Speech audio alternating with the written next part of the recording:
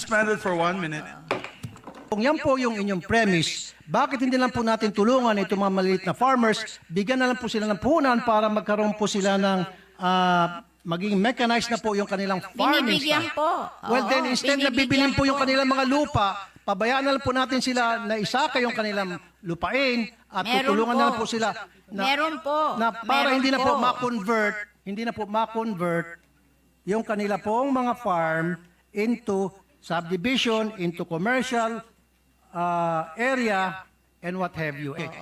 So I have no guilt to any rice farmers. I'm not All saying- the money that came from the rice tarification I'm not saying po were na kayo po'y given guilty. back to the rice farmers. I wrote that law. I know. Ako po Because yan. I studied the difference between us and the rice farmers of Vietnam. And this is the reason kung bakit po talaga kailangan mai-push na po natin itong National Land Use Act. At hindi ko po alam kung bakit hanggang ngayon, 4 na presidente na po ang dumaan at hindi pa rin po ito mapasa-pasa. Hindi ko po alam kung bakit. Ano pong ginagawa ng DA na yung pong mga farmland ay nako-convert na po sa nagiging residential area na po at commercial area. I don't feel any guilt to the small farmers. All the money that came from the rice tarification law were given to the small farmers owning 2 hectares and below. So how do we identify those small farmers? They po have a list. Do you have po a list? They So have paano a po ninyo list. pinipili ng DA? They have Paano a list. Ay, no po. Paano po pinipili kung sino po ang maging recipient 2 nitong hectares pera and na below. galing po sa rice tarification?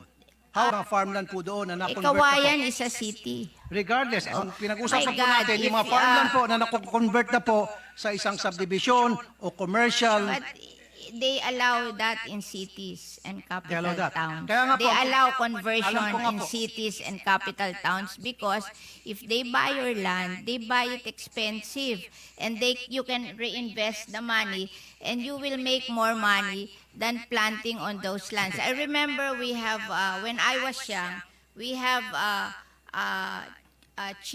big chicken farm in Muntinlupa. But Muntinlupa became a 60.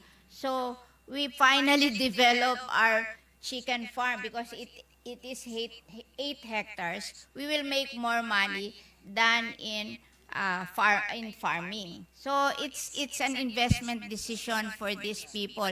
If somebody will buy your land at a bigger amount, maybe you can sell it and buy another land that is cheaper somewhere else and build your farm there. Hindi po ganun I nangyari, think ma'am. it's the thinking of you have to understand agriculture as a business also.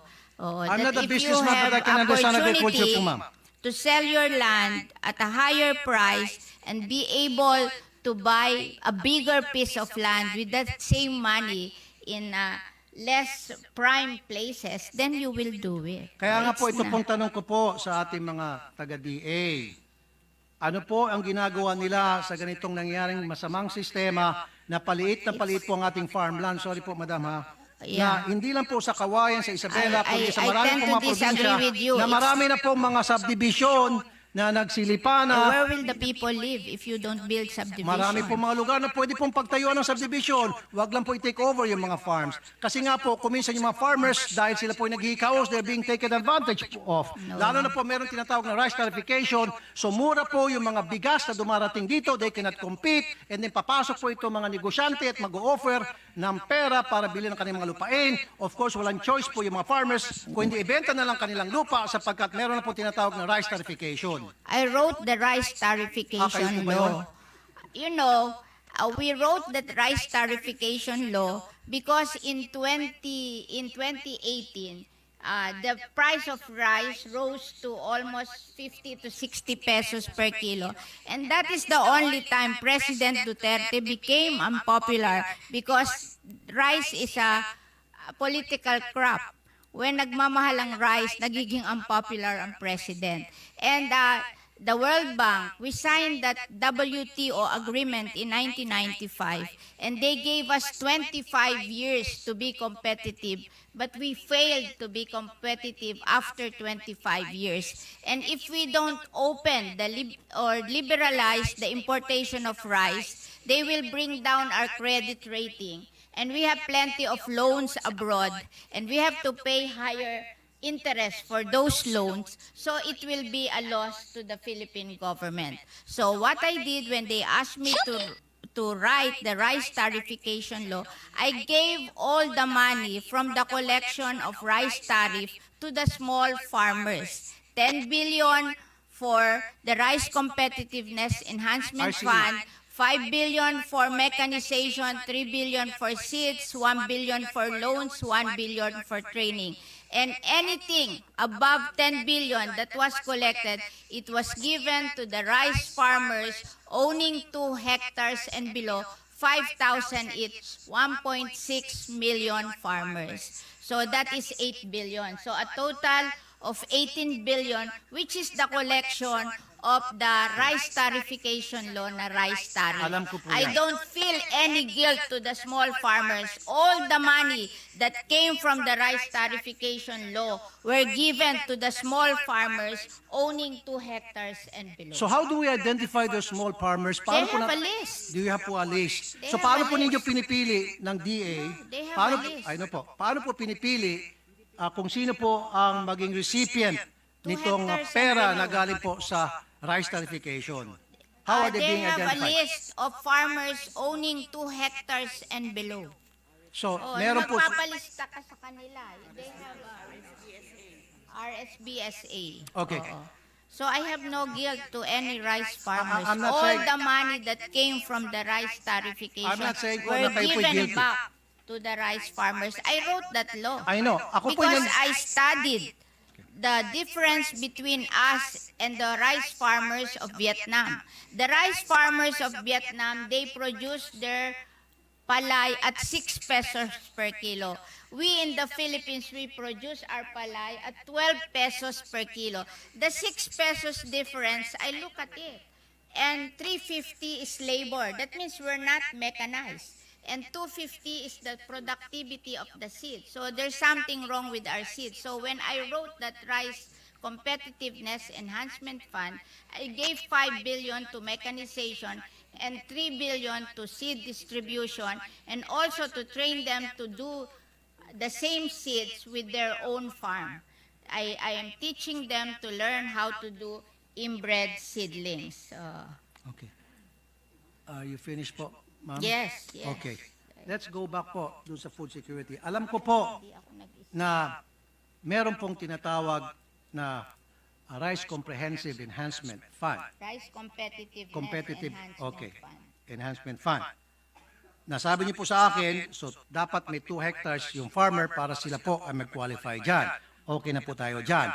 However, hindi pa rin po talaga tunay na nasasagot yung pong katanungan ko po na ano pong ginagawa ng DA na yung pong mga farmland ay nako-convert na po sa nagiging residential area na po at commercial area. We need the residential area and the commercial area to improve the quality of lives of our people. Ang alam nyo, it's not the amount of farmlands. It's the efficiency of using these farmlands. Alam nyo, pag maganda ang seeds mo at mechanized ka, even with smaller area of farmlands, you can do better Kaya nga and po, ma'am, earn more. Kaya nga we're teaching the farmers to do mechanization and to plant better seedlings and to teach them that they have to operate their farm as a small business so they will make more money. You know, hindi naman ito kung maliit ang lupa mo. Kaya we're organizing them into cooperatives para may economies of scale sila. Kasi kung 2 hectares kayo, mag-organize kayo, 30 farmer, then you have 60 hectares. And then you mechanize, hindi ka matatapos sa palay. Bibigyan ka ng field mech ng ano tawag dito, dryer and milling. So ang production mo hindi na palay na babarating ka ng middleman, kundi mapoproduce mo na hanggang rice. Tapos because you are a cooperative, you have economies of scale, you can go to the supermarket directly and sell your rice to them, you will make more money. Okay. Oo. So it's not the amount of land, it's the model. We have to change the model of our agriculture I agree. because there is something wrong Yes. with our model of Okay. agriculture. Now, sinasabi niyo po kanina na the farmers has to use mechanized technology. Kaya nga po, it is not how small the farm is at kailangan po magkaroon ng improvement sa isang lugar, kaya kailangan po magkaroon ng mag-subdivision. So, kung yan po yung inyong premise, bakit hindi lang po natin tulungan itong mga maliit na farmers, bigyan na lang po sila ng puhunan para magkaroon po sila ng maging mechanized na po yung kanilang farming Binibigyan style. po. Well, then instead na binibigyan bibilin po yung kanilang mga lupa, pabayaan na lang po natin sila na isaka yung kanilang lupain at Meron tutulungan po. na lang po sila Meron po. na para Meron hindi na po po. ma-convert yung kanila pong mga farm into subdivision, into commercial area, and what have you. And this is the reason kung bakit po talaga kailangan mai-push na po natin itong National Land Use Act. At hindi ko po alam kung bakit hanggang ngayon, 4 na presidente na po ang dumaan at hindi pa rin po ito mapasa-pasa. Hindi ko po alam kung bakit. Your guess Alam is as nyo, good as mine. yung Land Use Act, lahat po ng local government, may land use plan na sila. Nagpagawa na sila ng land use plan. The power of determining the implementation of the land use is with the local government. Why will you will remove it from the local government and transfer it to the national government? Do you think that